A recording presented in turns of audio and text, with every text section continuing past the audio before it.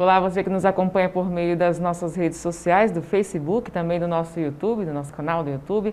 Nós estamos dando sequência hoje à série de reportagens com os nossos candidatos à Prefeitura de Manaus nas eleições 2020 e hoje é a vez do nosso candidato Gilberto Vasconcelos, do PSTU, que veio aqui para falar um pouco mais de quem é o Gilberto Vasconcelos. Muito bom dia, candidato. Bom dia, é um prazer estar aqui para conversar sobre a nossa candidatura e à disposição aqui, ansioso também para ver o que você vai perguntar de mim. Certo. Começa explicando para quem está em casa quem é o Gilberto Vasconcelos. Bom, eu tenho 53 anos, sou professor, sou casado, tenho uma filha, sou amazonense, nasci aqui em Manaus e eu tenho nesse período, assim, eu comecei a militar desde 14 anos em grupo de jovem, depois trabalhei no distrito, militei também, depois fiz faculdade de letras, fiz faculdade de letras na UFAM, militei no movimento estudantil, fui do centro acadêmico,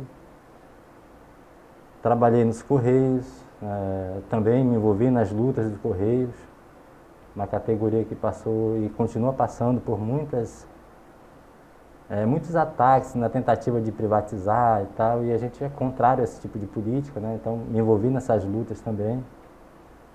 E agora eu sou professor da rede municipal, leção da língua portuguesa, para o ensino fundamental 2, e também participo das lutas, porque a gente não consegue viver aceitando essas imposições que acabam prejudicando aquilo que a gente acredita que deveria ser melhor e acaba não sendo da maneira que a população precisa que seja. Isso é até uma próxima pergunta que eu faria para o senhor. O que fez o senhor entrar para a política? Eu entendi desde cedo que quando a gente se cala, a gente aceita. E quando a gente fica fora do processo de decisão, da política, a gente transfere, acaba deixando que outras pessoas decidam por nós.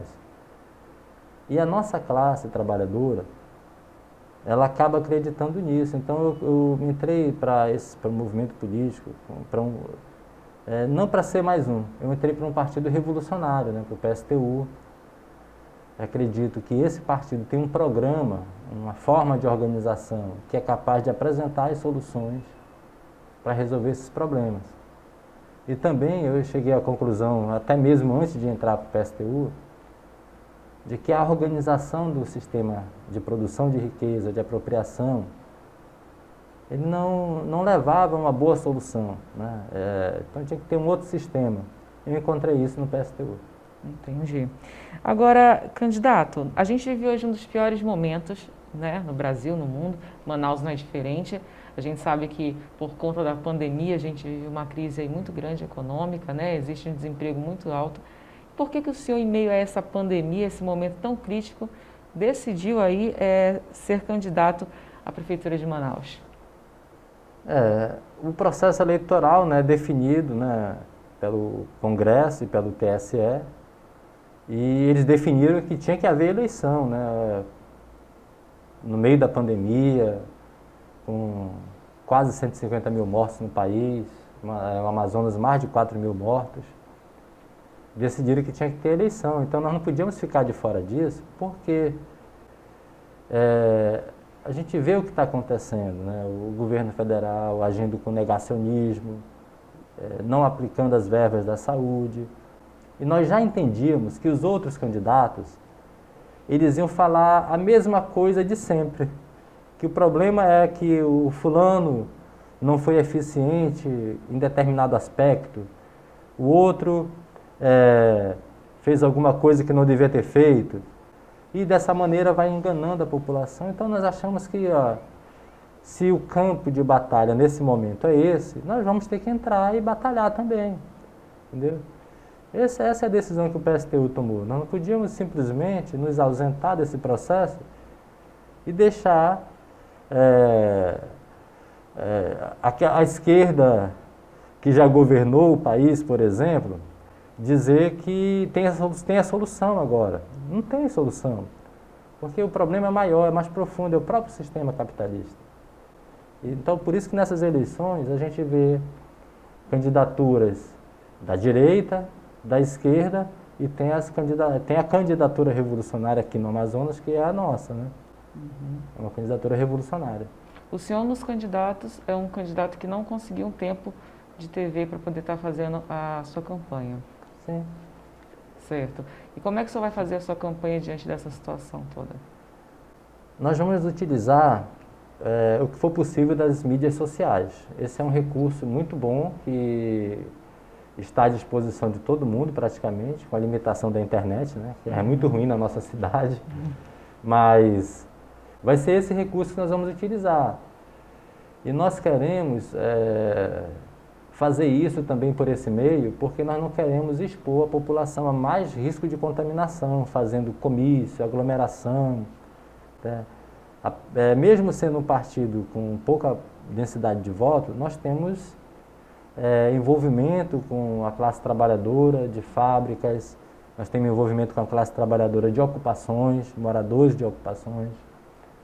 E nós poderíamos fazer reuniões até grandes, mas nós vamos abrir mão disso para evitar ser mais um fator de contaminação. Então nós vamos utilizar basicamente as mídias sociais e esses espaços, né, que as emissoras, as empresas de comunicação oferecem para mostrar à população as propostas dos candidatos. Certo. O senhor fala entre essas propostas que o senhor pretende governar por meio dos conselhos populares. Como é que o senhor pretende organizar e fazer isso acontecer caso o senhor seja eleito? Não é muito difícil, é fácil. Hoje já tem uma tradição de associação de bairro, de sindicatos, e nós queremos que a população se organize com conselhos populares, são formas de organização muito parecidas. Por exemplo, um bairro popular pega a população daquele bairro, reúne, elege seus representantes, discute seus problemas e envolve todas as pessoas que estão ligadas àquela situação. Por exemplo, transporte público. Outro exemplo, questão de saúde. Então, as pessoas, os próprios moradores vão dizer, olha, aqui tem tantos trabalhadores da área de saúde e tem pessoas que precisam desse serviço. Reúne-se e decide. É assim que funcionam os conselhos populares. Certo. A gente vê, o senhor tem uma vice também, a Maria Auxiliadora, né, que é uma parceira sua. Ela vai ter uma participação mais efetiva, mais protagonista também na sua, caso você seja eleito? Sim, a Maria Auxiliadora ela já tem uma grande participação nos movimentos populares. Ela faz parte do movimento de luta popular. E tem organizado muita gente na luta pela moradia, pela reivindicação por casas, nas secretarias estadual, municipal, na ocupação direta dos terrenos para a construção de casa. Então, essa companheira vai ter mais protagonismo ainda se a gente tiver o poder de decisão, né? E os conselhos populares funcionando.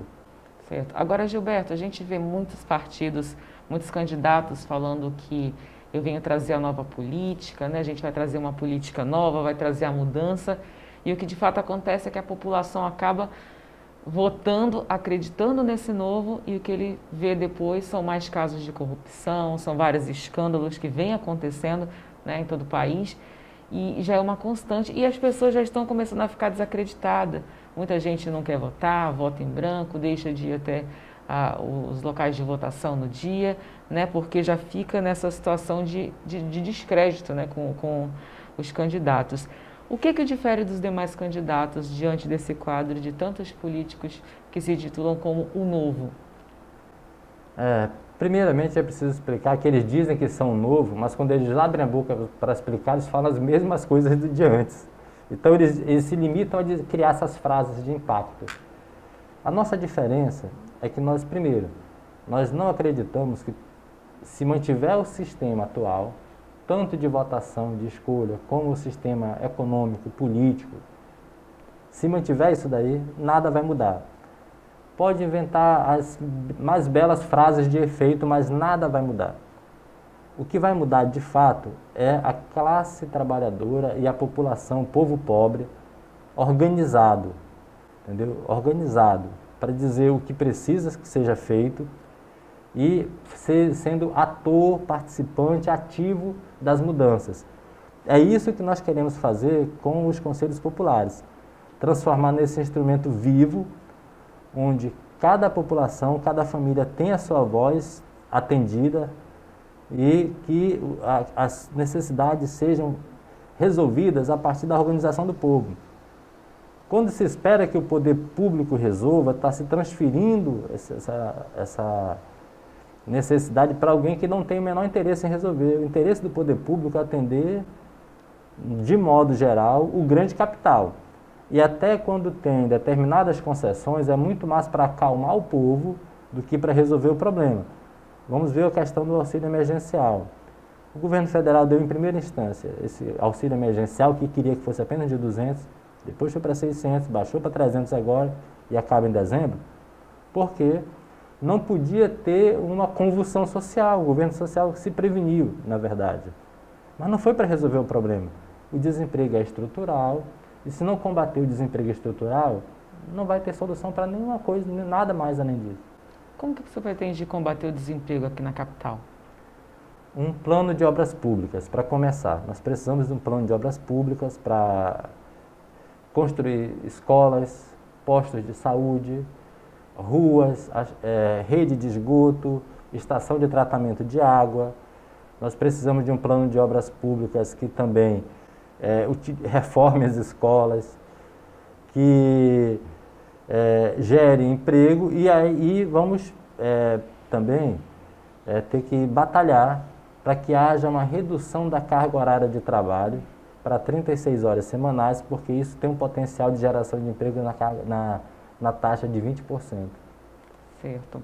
Candidato, nós temos agora um pouco mais de 3 minutos, né, aqui para o senhor finalizar a sua entrevista. E eu queria que o senhor deixasse essa mensagem aos internautas que estão acompanhando aqui a nossa entrevista pelo Facebook, pelo YouTube. Qual que é a sua mensagem que você deixa para a população manauara?